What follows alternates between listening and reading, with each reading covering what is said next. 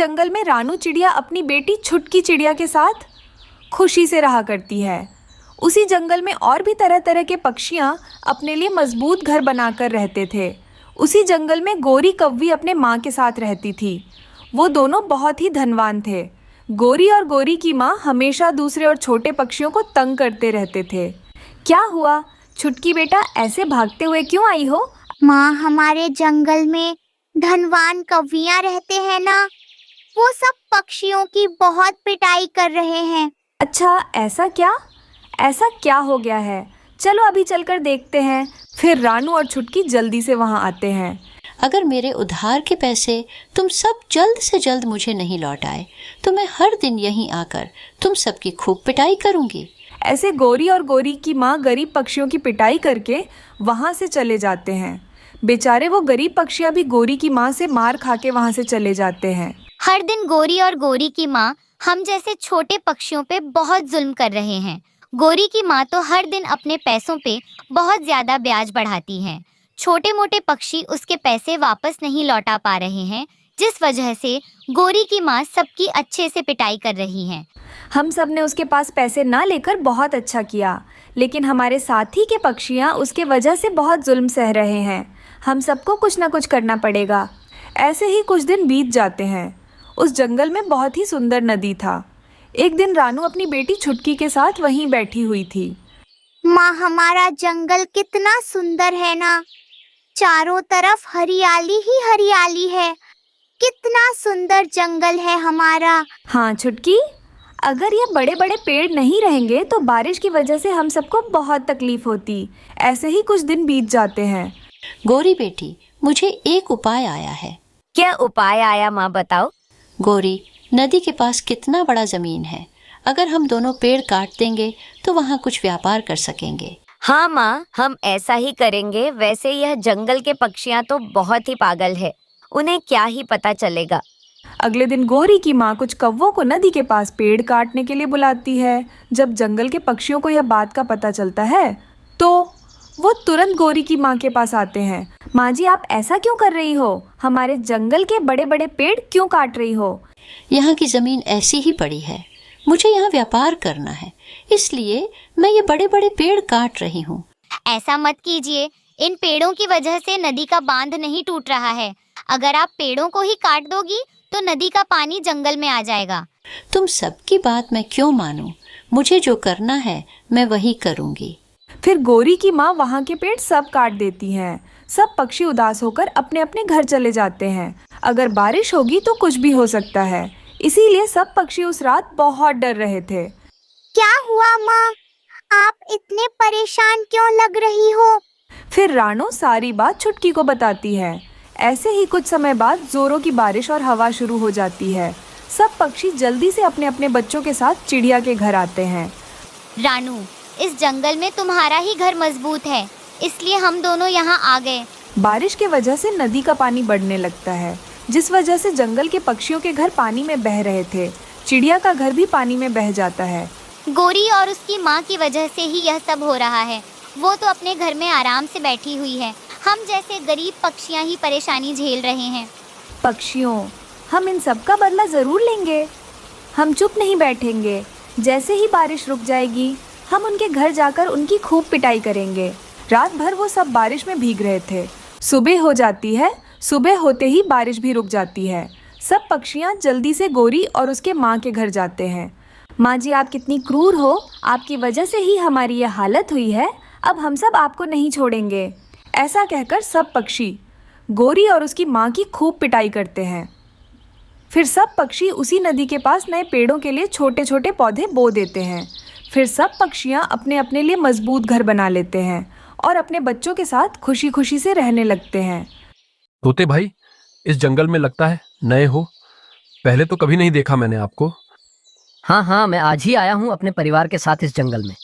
बस मुझे जल्द से जल्द अपना घोंसला बनाना है। घोंसला? अरे रे, कालू के होते हुए तुम घोंसले में क्यों रहोगे? मेरे पास अपना घर है, तुम मेरा घर किराए पर ले सकते हो। पर मैं गरीब तोता हूँ, मैं इतने पैसे नहीं दे सकता कि मैं तुम्हारा घर किराए पर ले लूं। ना जाने सब पक्षी किराए का सुनकर इतना क्यों डरते हैं। तोते, तुम मेरे घर का किराया सुनकर बिल्कुल हैरान रह जाओगे। और हाँ, तुम बहुत ज्यादा खुश भी हो जाओगे। अच्छा तो फिर मुझे भी बता दो, आखिर कितने हजार है तुम्हारे घर का किराया? तोते 1000 नहीं बल्कि सिर्फ 100 रुपए है मेरे घर का किराया। क्या सिर्फ 100 रुपये? कालू कौवा तोते और उसके परिवार को लेकर अपने दूसरे वाले घर पर चला जाता है। इतना बड़ा घर कालू कौवे, तुम कहीं पागल तो नहीं हो जो इतना बड़ा घर सिर्फ 100 रुपये किराए पर दे रहे हो? या कहीं ऐसा तो नहीं कि इस घर में किसी चुड़ैल का साया हो? हाँ पति जी, ऐसा ही होगा, तभी तो यह घर इतने कम किराए में मिल रहा है। क्या हो गया है? तोते खुद भी डरते हो और अपनी पत्नी को भी डरा रहे हो। तुम्हें पता नहीं शायद कि मैं बहुत रहमदिल पक्षी हूं। मुझे इस तरह गरीब पक्षियों की मदद करने में बहुत आनंद मिलता है। वाह वाह, क्या बात है। तुम जैसे अच्छे कौवे बहुत कम नजर आते हैं आज के जमाने में। फिर तोता कालू का वो घर किराए पर ले लेता है। हो गया मेरा काम। आखिर मैंने इस पागल तोते को अपने जाल में फंसा ही लिया। कालू मिट्ठू तोते को अपना घर किराए पर देकर वहां से चला जाता है।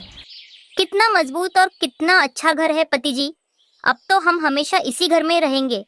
छोटा मिट्ठू भी अपना नया घर देखकर बहुत ज्यादा खुश हो रहा था। देखिए जी, हमारा बेटा कितना खुश हो गया। कौवे ने हमें बहुत बड़ी खुशी दी है, वरना हम गरीब पक्षी इस बड़े घर में रहने का बस सोच ही सकते थे।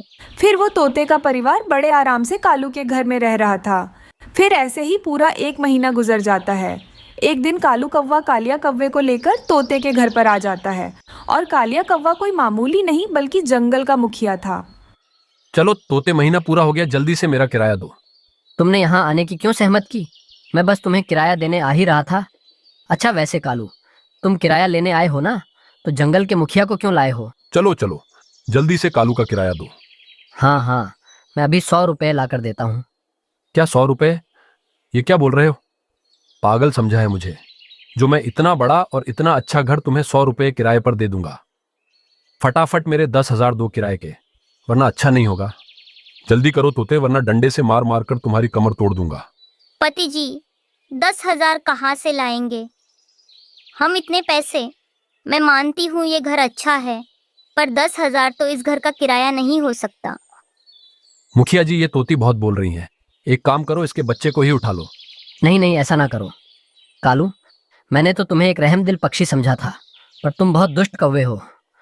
मुझे बकवास नहीं सुनना, पैसे दो पैसे। मुझे समय दो थोड़ा, मैं आज शाम तक तुम्हारे पैसे तुम्हें दे दूंगा। तोता तो बेचारा बहुत ज्यादा परेशान था। वो अपना छोटा सा खेत एक पक्षी को बेच देता है। ये रहे तुम्हारे पैसे, रखो अपना घर अपने पास।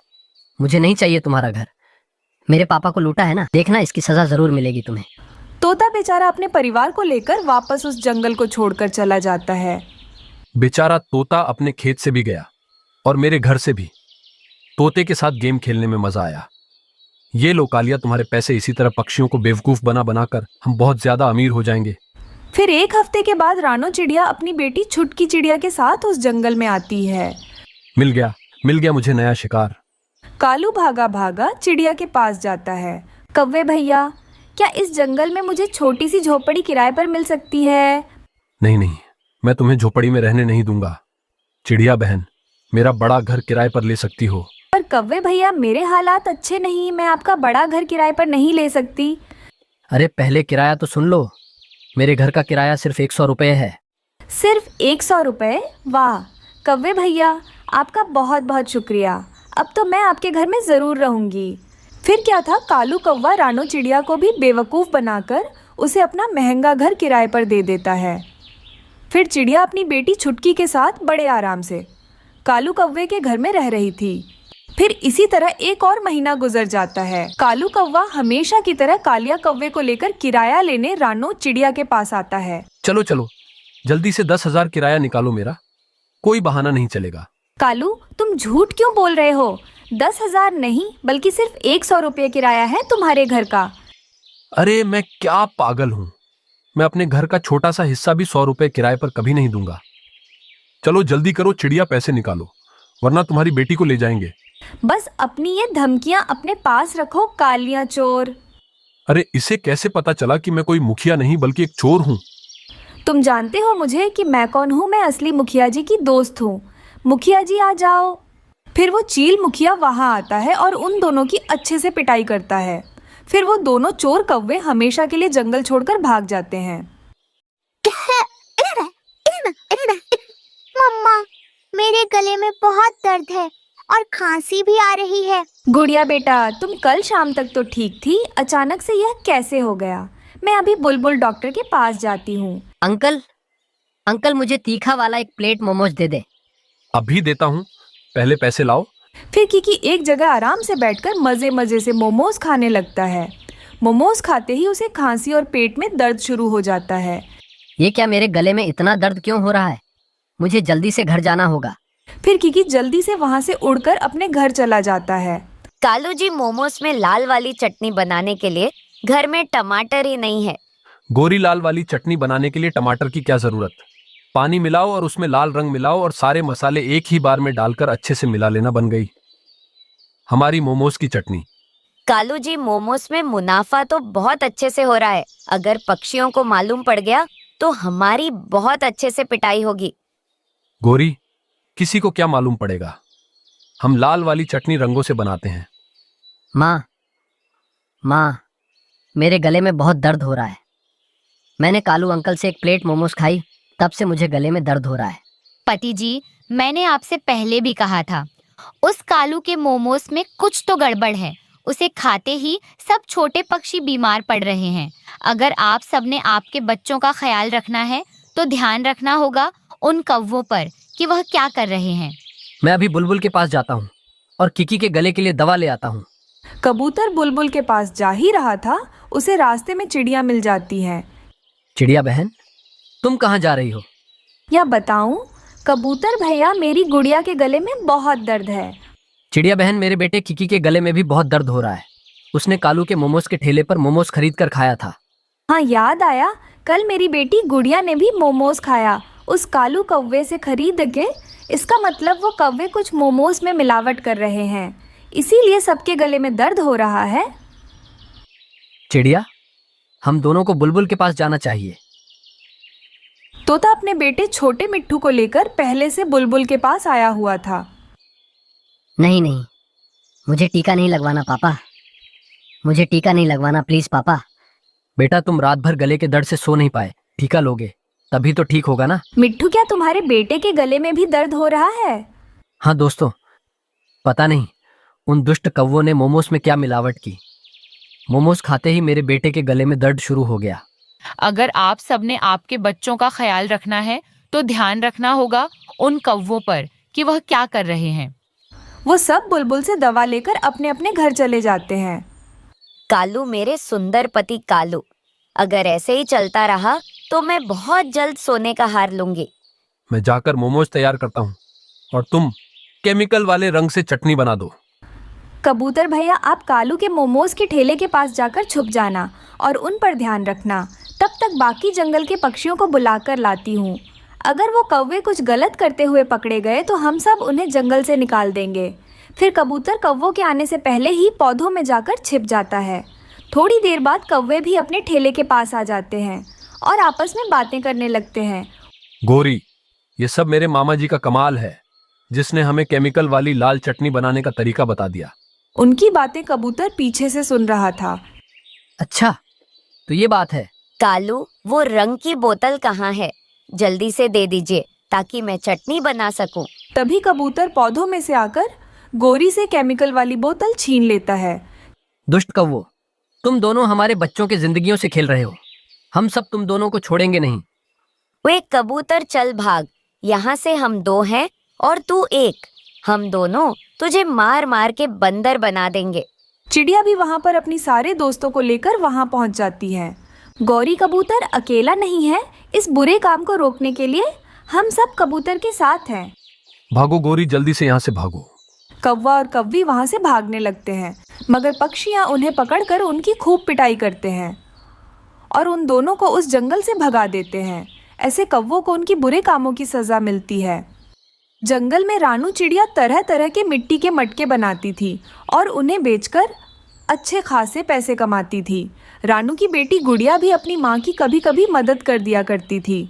गुड़िया बेटी, गर्मी का मौसम आ गया है, हमें और भी ज़्यादा मटके बनाने होंगे। इसी समय में मटके अच्छे बिकते हैं।